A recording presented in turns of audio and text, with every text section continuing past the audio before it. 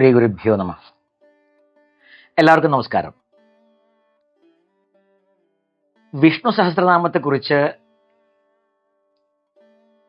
ഓരോ നാമങ്ങളുടെയും അർത്ഥം വിശദമായിട്ട് തന്നെ ചർച്ച ചെയ്യുന്ന ഒരു സീരീസ് ചെയ്യാൻ പോകുന്നു എന്ന് പറഞ്ഞിരുന്നു. അതിനെ നമ്മൾ ആശ്രയിക്കാൻ പോകുന്നത് വേദങ്ങളും വൈദിക ഗ്രന്ഥങ്ങളും ആണെന്നും പറഞ്ഞു.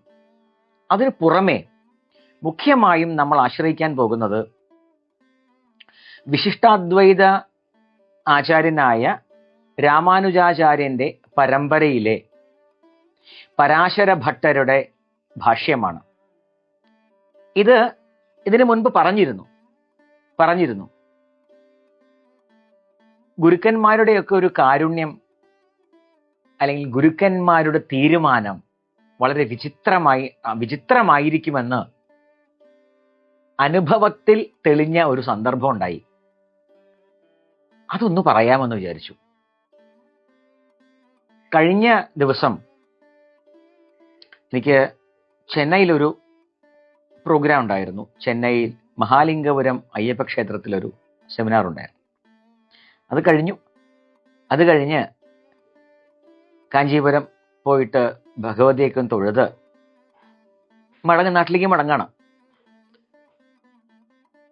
അത്രയും ദൂരം ഒറ്റയടിക്ക് ഡ്രൈവ് ചെയ്യണ്ട എന്ന് വിചാരിച്ച് എന്നാ പിന്നെ ചിദംബരത്തേക്ക് പോവാം, അതല്ലെങ്കിൽ സ്ഥിരമായിട്ട് പോകുന്ന സ്ഥലമാണ് കുംഭകോണം, അവിടെ പോവാം എന്നിങ്ങനെ വിചാരിച്ചു. വണ്ടി കയറി കുറച്ചങ്ങോട്ട് പോയ സമയത്ത് പെട്ടെന്ന് എന്തൊരു തോന്നല്.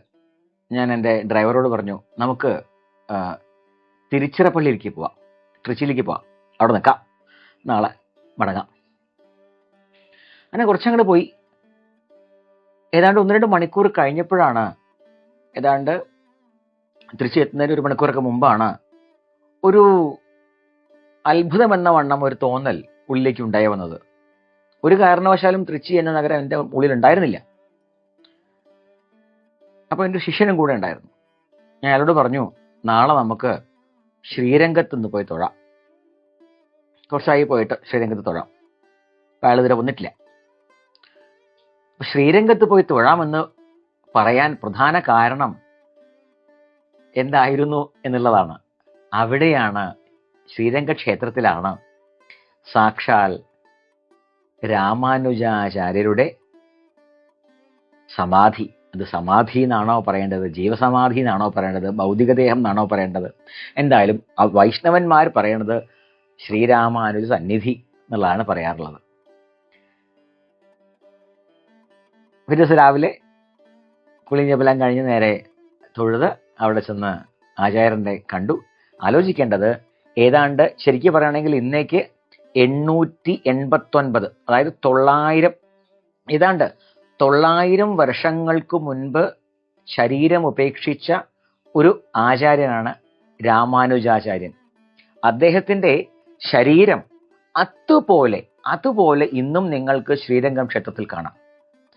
അപ്പോ ഈ മമ്മിഫൈഡ് ശരീരത്തെ കാണാൻ വേണ്ടി നിങ്ങൾക്ക് ഈജിപ്തിലൊന്നും പോകേണ്ട കാര്യമില്ല, ശ്രീരംഗം വരെ പോയാൽ മതി. ആചാര്യന്റെ ഭൗതികദേഹം ഇന്നും അതേപോലെ ആ ക്ഷേത്രത്തിൽ, അല്ലെങ്കിൽ അവിടെ ആചാര്യന്റെ ശരീരമുണ്ട്. എല്ലാ വർഷവും 2 തവണ അതിന് ചില പ്രത്യേകിച്ച് ക്യാംഫർ, അതുപോലെ പച്ചക്കർപ്പൂരം, അതുപോലെ സാഫ്രൺ ഒക്കെ ഉപയോഗിച്ച് ചില ലേപനങ്ങളൊക്കെ പുരട്ടി. ആലോചിക്കേണ്ടത്, ഇത്രയും കാലം അതിനെ സംരക്ഷിച്ചു. അത് പറയാനല്ല, അതൊരു അത്ഭുതം തന്നെയാണ്. സംശയമൊന്നുമില്ല. അത് പറയാനല്ല. അതായത് നമ്മൾ പരാശര ഭട്ടന്റെ വിഷ്ണു സഹസ്രനാമ ഭാഷ്യത്തെ ആണ് കൂടുതലായിട്ട് ആശ്രയിക്കാൻ പോകുന്നത്. കാരണം അത് കൂടുതൽ ഭക്തി പ്രധാനമാണ്. ഭക്തി നല്ലതുപോലെ അതിൽ നമുക്ക് കാണാൻ പറ്റും. മറ്റതിലൊക്കെ പലപ്പോഴും ബുദ്ധിയുടെ ഒരു അസാധാരണമായ വൈഭവം കൊണ്ട് പദങ്ങളെ മുറിച്ച് അങ്ങോട്ട് മുറിച്ചൊക്കെ പറയുമ്പോൾ ഭക്തന്മാർക്ക് അത് അത്ര തന്നെ അങ്ങോട്ട് രുചിച്ചോളുന്നില്ല. രുചിക്കാൻ വേണ്ടി മാത്രം പറയുക, അങ്ങനല്ല. നമുക്കൊരു സംഗതി കേൾക്കുമ്പോൾ നമ്മുടെ മനസ്സിലൊരു ഭക്തിയുടെ ഭാവവും കൂടിയും ഉണ്ടാവേണ്ടി. ഈശ്വര പ്രണിധാനം എന്ന വിഷയത്തെക്കുറിച്ച് പറയുമ്പോൾ വ്യാസഭഗവാൻ ഭക്തിയുടെ ഒരു പ്രാധാന്യത്തെക്കുറിച്ച് പറയുന്നുണ്ട് യോഗദർശനത്തിന്റെ വ്യാസഭാഷ്യത്തിൽ. അപ്പം ഭക്തി പ്രധാനം തന്നെയാണ്. അതുകൊണ്ട് ഭക്തിപ്രധാനമായ ഒരു ആയാൽ അത് കൂടുതൽ നന്നായി എന്നൊരു തോന്നൽ കൂടിയാണ്. എന്നാൽ വേദാർത്ഥം ഒട്ടും ചോർന്നു പോകരുത്. അതുകൊണ്ടാണ് അങ്ങനെ തീരുമാനിച്ചത്. അപ്പോ പരാശര ഭട്ടൻ എന്ന് പറയുന്നത് രാമാനുജാചാര്യരുടെ പരമ്പരയിലാണ് പ്രശിഷ്യനാണെന്ന് പറഞ്ഞു. അപ്പോൾ നമ്മൾ എങ്ങനെയാണ് കാണുന്നതെന്ന് പറഞ്ഞാൽ, പരാശര ഭട്ടൻ എന്ന് പറയുന്ന ഒരു ഗുരു, അദ്ദേഹത്തിന്റെ ഗ്രന്ഥത്തെ നമ്മൾ കൈവച്ചപ്പോൾ അദ്ദേഹം നമ്മളോട് എന്താ പറഞ്ഞത്? ശരി, പറഞ്ഞോളൂ, പക്ഷേ ഒരു കാര്യം ചെയ്യണം, അതിനു മുൻപ് എൻ്റെ പരമഗുരുവിന്റെ അനുഗ്രഹം ഒന്ന് വാങ്ങിച്ചു വരൂ എന്ന് പറഞ്ഞതുപോലെയാണ് നമുക്ക് അനുഭവപ്പെട്ടത്. അതുകൊണ്ടാണ് ഒരു ലക്ഷ്യവും അല്ലെങ്കിൽ അങ്ങനെ ഒരു വിചാരം ഒന്നുമില്ലാതെ തന്നെ കാഞ്ചീപുരത്ത് നിന്ന് വരുന്ന വഴിക്ക് ശ്രീരംഗത്ത് കയറി രാമാനുജാചാര്യരെ തൊഴുത് അവിടെ ഇരുന്ന് സഹസ്രനാമം ചൊല്ലി ഗുരുനാഥന് സമർപ്പിച്ച് ശേഷം മടങ്ങി വരുവാൻ ഉള്ള ഒരു യോഗം അല്ലെങ്കിൽ ഒരു ഭാഗ്യമുണ്ടായത് ഗുരുപാരമ്പര്യത്തിന്റെ അഹൈതുകമായ ക്രിയയും ഗുരുപാരമ്പര്യത്തിന്റെ അഹൈതുകമായ കാരുണ്യവും അനുഗ്രഹവും ഒന്നും മാത്രമാണ്. ആ ഒരു സന്തോഷം സഹസ്രനാമ പ്രണയിനികളുടെ മുൻപിൽ ഒന്ന് പങ്കുവെക്കുക മാത്രമാണ് ഈ ഒരു വീഡിയോയുടെ ഉദ്ദേശം. ഗുരുപാരമ്പര്യവും ഗുരുകാരുണ്യവും എത്രമാത്രം മഹത്വമാണെന്ന് ഓരോ നിമിഷവും നമ്മെ പഠിപ്പിക്കുന്നവരാണ്. ശരീരമുണ്ടെങ്കിലും ശരീരം ഉപേക്ഷിച്ചാലും ഗുരു. അതുകൊണ്ട് ഗുരുഹു പരമദൈവതം.